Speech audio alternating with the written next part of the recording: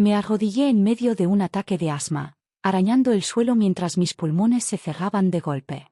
Mi hermana pequeña sostenía mi inhalador de rescate a centímetros de mi cara, sonriendo como si estuviera viendo un espectáculo. «Jadea, perdedora», susurró. Detrás de ella, mis padres miraban y no se movían. Ese fue el momento en que aprendí que puedes asfixiarte delante de tu propia familia y ellos lo llamarán ser dramática.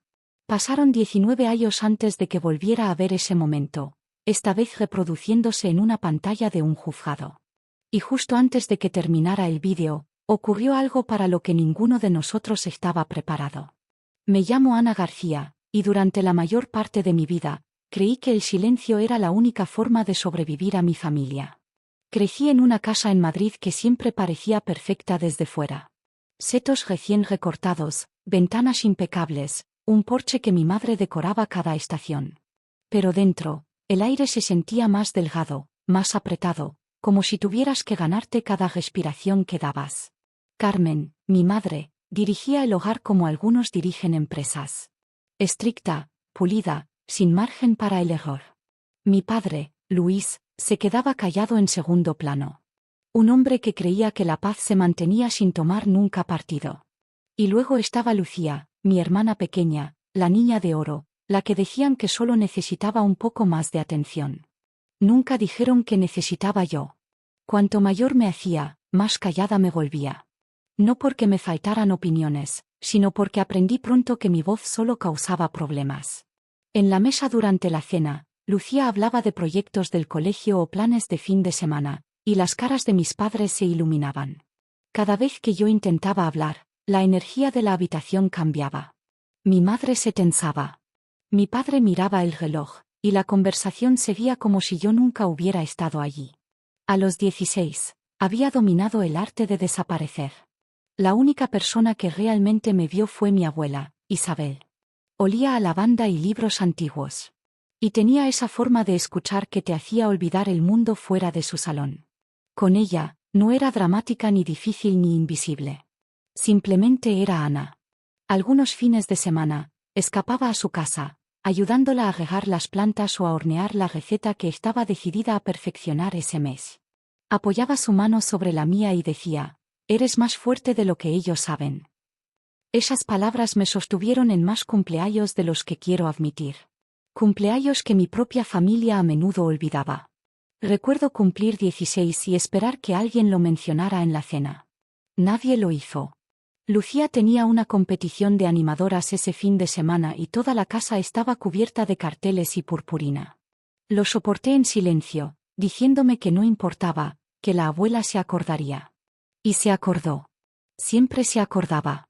Cuando entré en la universidad, dejé un sobre grueso en la encimera de la cocina para que mis padres lo encontraran. A la mañana siguiente, había desaparecido. Mi madre nunca lo mencionó. Mi padre no dijo nada. Llamé yo misma a la oficina de admisiones para confirmar que me habían aceptado. En aquella época, me decía que eran cosas menores. Las familias no eran perfectas. La gente se ocupaba. Pero hay un peligro en normalizar el daño. Al final, dejas de notar que te están bojando. Y 19 años después, cuando el pasado finalmente volvió a arañarme, me di cuenta de que alguien más había estado prestando atención todo el tiempo. Empezó una tarde normal de martes. El tipo de noche en que el mundo se siente lo bastante tranquilo como para creer que el pasado no puede tocarte. Llegué a casa después de un largo día en la oficina, me quité los tacones, preparé té y abrí el montón de correo en la encimera, facturas, un folleto, un sobre de una ONG, y luego uno que me dejó helada a mitad de un sorbo. Una citación judicial. Me ordenaba comparecer en un juzgado de Madrid en un caso de difamación. Lucía García Ruiz contra Rebeca Torres. Por un momento, solo miré el nombre, el apellido de casada de mi hermana, impreso en negrita arriba. No había hablado con ella ni con mis padres en 3 años. Valencia se había convertido en mi página en blanco, un lugar donde nadie me llamaba dramática ni difícil ni demasiado. Pero ahora, la ley me arrastraba de vuelta a la órbita de la que había pasado media vida escapando. Dejé la citación, diciéndome que respirara. No conocía a ninguna Rebeca Torres. No sabía en qué se había metido Lucía. Y sin embargo, Algún instinto profundo en mi pecho, viejo, magullado, medio curado, empezó a doler. Esa noche, hice algo que no me había permitido en años. Busqué a mi hermana en Internet. El blog de Rebeca apareció en segundos. El titular hablaba de acoso laboral, exclusión de reuniones, robo de méritos, rumores extendidos. Crueldad corporativa típica, hasta que llegué al último párrafo. Decía, Lucía tiene un patrón que se remonta décadas. Pregúntale a su hermana sobre el incidente del asma. Pregunta por qué su familia pasó años asegurándose de que nadie le creyera. Se me cortó la respiración. Releí las palabras 3 veces, con las manos temblando en la segunda. Ningún extraño debería haber sabido de aquel día. Mis rodillas en la alfombra, mis pulmones colapsando, el inhalador fuera de alcance, la sonrisa burlona. Y desde luego nadie debería haber sabido de los años posteriores, cuando mi familia insistía en que yo era dramática, olvidadiza, emocional, cuando convertían cada recuerdo en algo que yo había imaginado. Pero alguien sí lo sabía. Alguien había visto el patrón. De repente, pequeños fragmentos que había enterrado empezaron a salir a la superficie como restos tras una tormenta. La abuela llamándome una noche, confusa, diciendo que no había tenido noticias mías en meses cuando yo había dejado 3 mensajes de voz esa semana. La carta de aceptación de la universidad desapareciendo. Tarjetas de cumpleaños de vuelta sin abrir. La forma en que los parientes dejaron de preguntar por mí por completo. Un patrón, un borrado coordinado. Me aparté del escritorio, presionando una mano contra mis costillas. Durante 19 años, me había culpado a mí misma. Tal vez era demasiado sensible. Tal vez recordaba mal las cosas. Tal vez era normal que las familias olvidaran, ignoraran, pasaran por alto. Pero esta frase en el blog de Rebeca, se sentía como alguien encendiendo una cerilla en una habitación oscura. Cogí el teléfono para llamar a un abogado, para encontrar una forma de librarme de testificar. Y entonces me detuve. Mi familia había pasado casi 2 décadas asegurándose de que yo no tuviera voz. ¿Qué pasaría si, por una vez, la usaba? Cerré el bloc de notas legales en mi escritorio y en su lugar abrí el portátil para buscar un nombre que no había escrito en años. Una chica que una vez me dijo que le salvé la vida y que ahora podría ayudarme a recuperar la mía. Se llamaba Nora López. En el instituto, había sido la chica callada que llevaba un portátil de segunda mano a todas partes y evitaba el contacto visual con la pandilla que orbitaba alrededor de mi hermana. Por entonces, la habían echado de grupos de amigas, se burlaban de su ropa, la ignoraban cuando hablaba. Yo no era lo bastante popular para protegerla, pero me sentaba con ella a la hora del almuerzo cuando nadie más lo hacía. Años después, se había convertido en especialista en forense digital en Valencia, alguien que pasaba los días recuperando registros borrados, reconstruyendo rastros digitales que la gente creía haber enterrado. Cuando la llamé, no dudó. «Trae todo lo que tengas», dijo. «Si te borraron, te desborraremos». Su seguridad me calmó de una forma que no sabía que aún necesitaba. 2 días después, entré en su oficina. El espacio era pequeño pero lleno de equipos zumbando, pantallas brillando con líneas de datos, procesadores apilados ordenadamente en estanterías metálicas. Un lugar donde la verdad no desaparecía solo porque alguien quisiera que desapareciera. Saqué de mi bolso el único objeto que había conservado de la casa de mi infancia, un DVD delgado en una funda de papel etiquetada con la letra de Lucía, Recuerdos familiares 2004. Me lo había llevado cuando me mudé a los 18, aunque nunca lo había visto. Incluso tocar la funda hacía que se me tensaran los dedos. Nora lo introdujo en su sistema. «Veamos que no pretendía guardar tu familia», murmuró. En minutos, se abrió una pequeña ventana en el monitor, el salón de la casa de mi infancia. La cámara temblaba ligeramente mientras la voz joven de Lucía llenaba los altavoces, riéndose mientras se acercaba a su reflejo en la pantalla apagada del televisor. Se me hizo un nudo en el estómago. Recordaba esa cámara de vídeo. Solía grabar todo. Desayunos, tareas, discusiones que no debía oír. Y entonces la grabación cambió. La cámara apuntaba a la alfombra, mi mano arañándola, mi cuerpo colapsando en el encuadre, mi voz jadeando. Sentí que se me cerraba la garganta solo con verlo. La voz de Lucía, aguda, alegre, cortó a través de los altavoces. Mírala. Es tan patética. El inhalador colgaba en una esquina del encuadre. Dio un paso más cerca, bloqueando mi alcance desesperado. Detrás de nosotros, mis padres en el sofá, inmóviles. Tragué saliva con fuerza, con las palmas apretadas contra mis rodillas como intentando anclarme. Basta, susurré. Pero la expresión de Nora cambió, no por el vídeo, sino por algo más. Ana, dijo en voz baja. Hay más. El disco no solo contenía vídeo. Guardaba archivos de correos electrónicos copiados automáticamente años atrás cuando Lucía grabó el DVD en el viejo ordenador familiar. Docenas, no, cientos, de mensajes entre mi madre y mi hermana. Nora abrió uno. 2 días después del ataque de asma. Carmen, borra el vídeo y no se lo menciones a la abuela. Tenemos que mantener las apariencias. Lucía, ya lo hice. Le dije que Ana se negó a bajar porque estaba siendo difícil otra vez. Carmen, bien. Sigue así. No podemos dejar que esto arruine tu relación con ella. Hay demasiado en juego. Sentí que algo se derrumbaba en mi pecho. No era miedo, ni siquiera dolor, era reconocimiento. Esto no era negligencia. Era estrategia. 19 años de mi vida reescritos por personas que compartían mi apellido. Me enderecé, me sequé la cara y susurré, lo llevamos al juzgado. Nora asintió. Y Ana, ya no eres tú la que debería tener miedo. La mañana de la vista se sintió irreal, como si hubiera entrado en la vida de otra persona. El Palacio de Justicia de Madrid se alzaba sobre mí con líneas limpias de cristal y acero, reflejando un cielo que no decidía si llover o despejarse. Me ajusté el abrigo sobre los hombros, el aire frío de primavera rozándome la piel mientras cruzaba las puertas. Cada paso resonaba con una verdad que había pasado 19 años convenciéndome de que no era real. Dentro, la sala estaba llena de conversaciones bajas, papeles que se movían, el suave roce de sillas al retroceder. Rebeca estaba sentada con su abogada cerca de la mesa de la defensa. Parecía pequeña con su chaqueta, pero firme. Cuando me vio, su expresión se suavizó, gratitud mezclada con miedo. La habían acosado, sí, pero también se había convertido en la primera persona en años que decía mi verdad en voz alta. Entonces se abrieron las puertas de nuevo. Entró Lucía. Parecía exactamente como la recordaba, pelo perfecto, abrigo a medida, maquillaje impecable, la imagen de una mujer que creía haber construido la vida que merecía.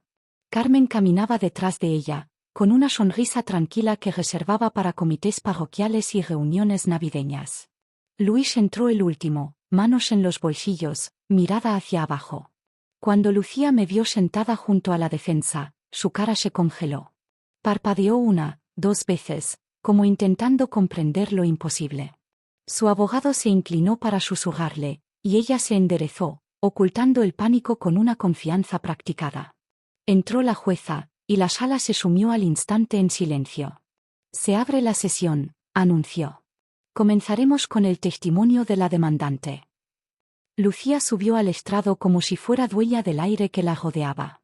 Habló con voz pulida y firme sobre su carrera, su reputación, el daño que decía que Rebeca le había causado. Se describió como una colega solidaria, una mentora generosa, una mujer traicionada sin motivo. La vi construir una narrativa ladrillo a ladrillo, una torre hecha de mentiras pulidas. Y entonces su abogado dijo la frase que abrió la puerta a todo lo que vendría. Señoría, la demandante desea demostrar que estas acusaciones se basan en fabricaciones derivadas de la historia inestable de su hermana. La sala se inclinó.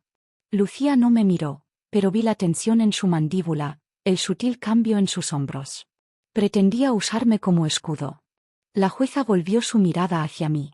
Señorita García, el tribunal reconoce su presencia. Figura como testigo. Acérquese, por favor. Mi pulso martilleaba mientras me ponía en pie. Pero Nora me había preparado para esto. La verdad no necesita teatro. Solo necesita luz. El abogado de Lucía empezó en cuanto presté juramento. Señorita García, ¿es cierto que lleva años distanciada de su familia? Sí, respondí. Y diría que sus recuerdos pueden estar influidos por angustia emocional o problemas no resueltos. No, Dije con calma. Mis recuerdos están influidos por lo que realmente ocurrió. Sonrió con suficiencia. ¿No es cierto que su familia expresó preocupación por su estabilidad mental cuando era más joven? La expresaron a mis espaldas, contesté. Nunca a la cara y nunca con ninguna evaluación profesional. No era preocupación. Era una táctica. Un murmullo recorrió la sala. Mi abogada se levantó. Señoría, la defensa desea presentar un conjunto de documentos autenticados por una especialista certificada en forense digital. La jueza asintió. Proceda. Nora se acercó a la pantalla al frente de la sala. Con unas pocas teclas, mostró el primer correo. La fecha brillaba en la esquina. Carmen a Lucía, borra el vídeo y no se lo menciones a la abuela. Tenemos que mantener las apariencias. Jadeos resonaron en la sala. Lucía se inclinó hacia adelante. Está sacado de contexto. Nora pulsó de nuevo. Lucía, ya lo hice. Le dije que Ana se negó a bajar. Carmen, bien. Sigue. Hay demasiado en juego. La jueza levantó la mano. Señora Ruiz, guardará silencio mientras se presenta la prueba. Lucía se hundió de nuevo, ojos muy abiertos, respiración entrecortada. Entonces llegó la frase que había esperado 19 años oír pronunciada por alguien con autoridad. Antes de continuar, dijo la jueza, dirigiéndose a la sala, vamos a ver un vídeo familiar. Se me revolvió el estómago, no de miedo, sino de anticipación. La verdad ya no era solo mía para cargar. Las luces se atenuaron ligeramente mientras aparecía la grabación en la pantalla. Yo a los 17, derrumbándome sobre la alfombra, mis dedos estirándose hacia el inhalador. El sonido de mis propios jadeos resonando por los altavoces como un fantasma arrastrando cadenas. La voz de Lucía sonó, fría y alegre, jadea, perdedora. Algunas personas en la galería se taparon la boca. En la pantalla, mis padres sentados inmóviles en el sofá, mirando, sin moverse, sin ayudar. La expresión de la jueza se endureció. El abogado de Rebeca parecía atónito. Incluso Luis cerró los ojos, la vergüenza irradiando de él como calor. Pero Carmen no apartó la vista. Miró la pantalla con una frialdad que heló la sala. Entonces la cámara captó algo más, un reflejo en el mueble de cristal. Lucía sosteniendo el inhalador a su espalda, sonriendo. Cuando terminó el vídeo, el silencio era tan denso que podía oír el zumbido de las luces del techo. Lucía se levantó tambaleante. Esto está editado. Esto no es. Pero su voz se quebró. Le temblaban las manos. Y entonces, exactamente como describía la miniatura, tembló y empezó a gritar. No lo entendéis. No entendéis cómo era. Ella siempre estaba en medio. Mamá dijo. Señora Ruiz. La jueza cortó con brusquedad. Siéntese. Sus gritos se disolvieron en sollozos de pánico. Carmen intentó alcanzarla, pero Lucía se apartó, desmoronándose delante de todos. Por primera vez en mi vida, vi cómo la verdad arrancaba cada capa de su imagen cuidadosamente construida. La jueza carraspeó. Basándose en los correos, la prueba videográfica y el patrón de conducta documentado en el testimonio, el tribunal considera que las alegaciones de la demandante carecen de credibilidad. Además, la prueba sugiere fuertemente un patrón prolongado de maltrato psicológico dentro de la familia. Lucía gimió con las manos en la cara. Carmen quedó petrificada, dedos apretados alrededor de la correa de su bolso. Luis miraba al suelo, hombros encogidos como si el peso de décadas finalmente se hubiera posado sobre él. La jueza continuó, voz firme. Se desestima el caso. Los costes serán asignados a la demandante. Las implicaciones de estos documentos se remitirán a los tribunales civiles correspondientes para revisión separada. El martillo golpeó, un sonido como una puerta cerrándose sobre todo un capítulo de mi vida.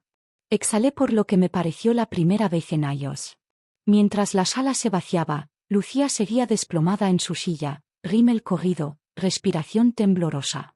Carmen permanecía como piedra. Luis se acercó a mí suavemente, voz apenas audible. Ana, susurró. Lo siento. Lo miré a los ojos, y por una vez, No apartó la mirada. Deberías haberlo sido, dije con suavidad, hace mucho tiempo. Luego salí de la sala, dejando atrás su silencio, entrando en un futuro finalmente libre del suyo. Los procedimientos civiles posteriores fueron más lentos que el juicio. Pero el resultado aún pesa en mis huesos. La jueza que revisó la herencia de mi abuela examinó cada entrada en su diario, cada correo que Nora recuperó, cada caso en que mi madre y mi hermana me habían pintado como inestable o desagradecida. Lo que emergió fue un patrón tan deliberado que ya no me sorprendió, solo aclaró lo que había pasado años intentando nombrar. Al final, el fallo fue claro. La herencia original había sido influida por engaño. Se ordenó a Lucía devolver aproximadamente 180.000 euros en bienes que ya había integrado en su vida, reformas, un coche, escapadas de fin de semana. Para una mujer que había construido su identidad en ser la preferida, el golpe financiero no fue nada comparado con el desmoronamiento público. Su empresa inició una revisión interna. Su marido pidió la separación. Para el verano, vivía sola en un pequeño apartamento al otro lado de la ciudad. Carmen no perdió dinero. Perdió algo que valoraba más, su reputación. La comunidad que había cultivado durante décadas, los grupos parroquiales, los círculos del barrio, la imagen pulida de madre devota, se derrumbó bajo el peso de sus propias palabras guardadas en archivos de correo. Las invitaciones desaparecieron. Las conversaciones cesaron. Se convirtió en una mujer de la que la gente murmuraba en lugar de admirar. En cuanto a Luis, se puso en contacto una vez más, esta vez con honestidad. No pidió perdón. Pidió comprensión, y le di lo único que pude, espacio para empezar de nuevo, pero no para volver a entrar. ¿Y yo? Finalmente exhalé. Creé el Fondo Isabel García, una pequeña fundación que ayuda a supervivientes de abuso psicológico familiar a reconstruir sus vidas. Se sintió como devolver lo que mi abuela me había dado. Prueba de que nunca fui invisible. En los meses siguientes, aprendí algo simple pero que me cambió la vida. La familia no se define por la sangre, sino por las personas que te ven, te creen y se niegan a dejar que desaparezcas. Mi pasado no se desvaneció, pero ya no me poseía. Finalmente respiré libremente, no porque mis pulmones fueran más fuertes, sino porque la verdad lo era. Si mi historia te toca, comparte tu experiencia en los comentarios y dale a suscribir.